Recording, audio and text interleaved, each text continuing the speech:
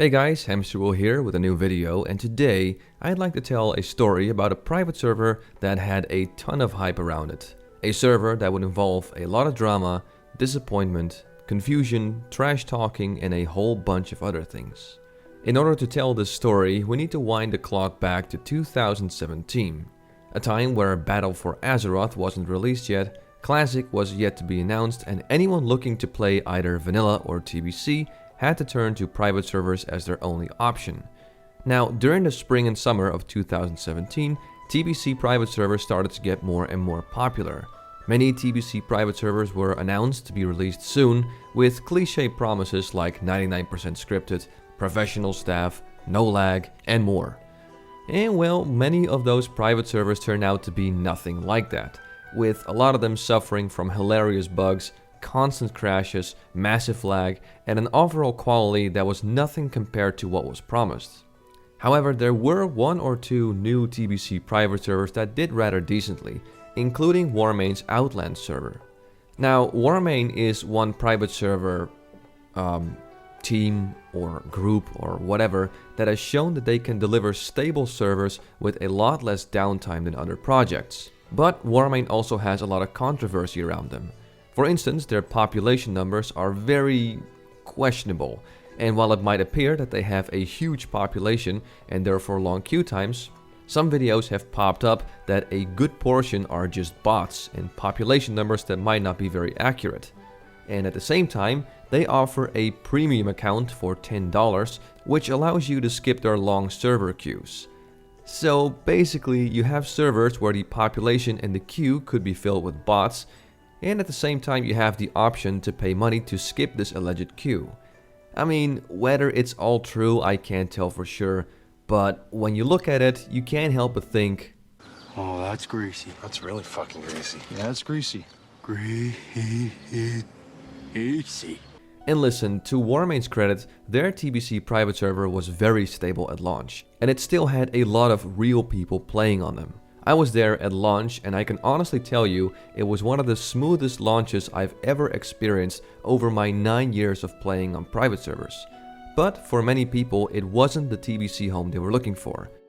The shady population and queue, the paid queue skip, not to mention that the server had much higher XP rates and a cash shop where you could buy gear.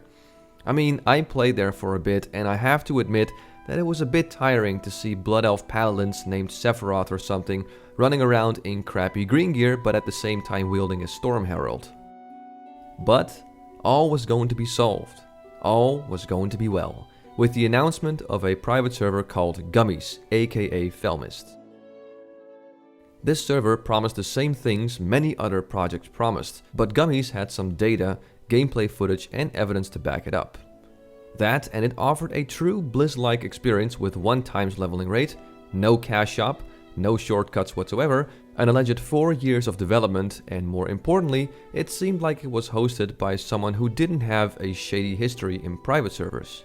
And because of this, the private server community started to look at this as the second coming of Christ. It got to the point where if you would venture to the private server subreddit and you would even vaguely mention you were having fun on a different TBC private server, the Fedora Lords would swoop in to tell you that you are a peasant and you clearly have no appreciation for the superior private server that was Gummies.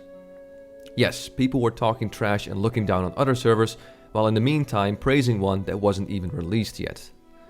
But then again, why would anyone have any sort of issue with such a highly anticipated project? Well, aside from the fact that it was just really annoying that people couldn't shut up about it and look down on anyone that played on a different private server, there was one big problem. This private server was going to be hosted in the United States. Now let me bring you up to speed real quick. If you ever asked why there are so many private servers around that haven't been shut down yet, it's mostly because these servers are hosted in a country where Blizzard has no jurisdiction over them, like for instance Russia. So of course, hosting it in the same country where Blizzard has their headquarters sounds like an incredibly stupid idea. But the hype was too strong, the anticipation too high.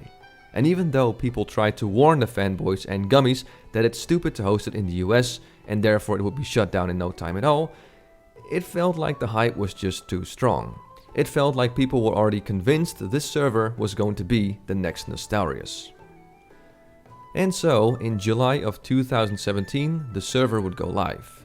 According to beta footage and testing, a really good amount of effort was put into the server, and many people couldn't wait to make this their home. They couldn't wait to start leveling their character, make the long journey from 1 to 70, get attuned, get gear, and start doing raids and taking names in arenas and battlegrounds. So, how did it go? Well, it was shut down in less than 5 hours. Yes, you heard me correctly. This highly anticipated project with all of its work put into it got shut down in 5 hours.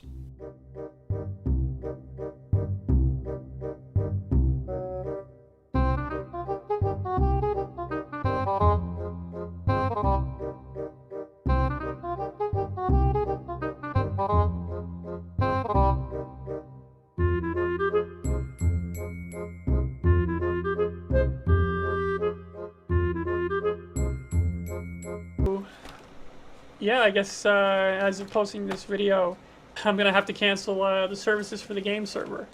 Yeah, so the people that tried to warn the fans and Gummy himself, the people that said hosting it in the US would be a stupid idea, the people that were mocked for saying stuff like this, turns out they were right all along. I was like, it's gonna get shut down, and nobody believed old Powerful Now, and everybody was like, man, Powerful Now's old dumbass redneck, don't know what the fuck he talking about, just putting his big old foot in his mouth. Fucking told y'all, bruh. Told y'all. Yes! And as an extra bonus, this wasn't the only thing that happened. Streamer and YouTuber Alex Sensual was one person that was very vocal about his disapproval of private servers like Warmain, and was also highly anticipating Gummy's TBC private server. And well, not only did he not get to play after many strong opinions about other servers and hyping up Gummies, he also accidentally showed his password on stream the night the server went live, and it turns out that he had that same password for a whole lot of other things, including all of his social media. And I mean all of it. I couldn't help but make a few photos of what unraveled that night. Just look at it. 1110 for those paint skills, by the way. So, was that the end of it? Well, not really. Apparently the server was actually still up after the cease and desist letter, just closed off and only for a small group of people who were able to play there. So while it's not completely dead, it was indeed a tragic tale. A tale of one man who wanted to recreate a true Blizz-like TBC experience. One that, and I'm just gonna throw it out there, could have been able to surpass Blizzard's own efforts with classic TBC. There's of course more nuances to the story, but that is the gist of what happened, and the history of what could have been one of, if not the best TBC private server the community would have been able to play on. So, ladies and gentlemen, remember, if you're going to host your own private server, never host it in the US. And that is all for today. I hope you liked this story, as I'm thinking about sharing similar stories like this one. As always, I want to thank you for watching this video. I'm Hamsterwheel, and have a good one.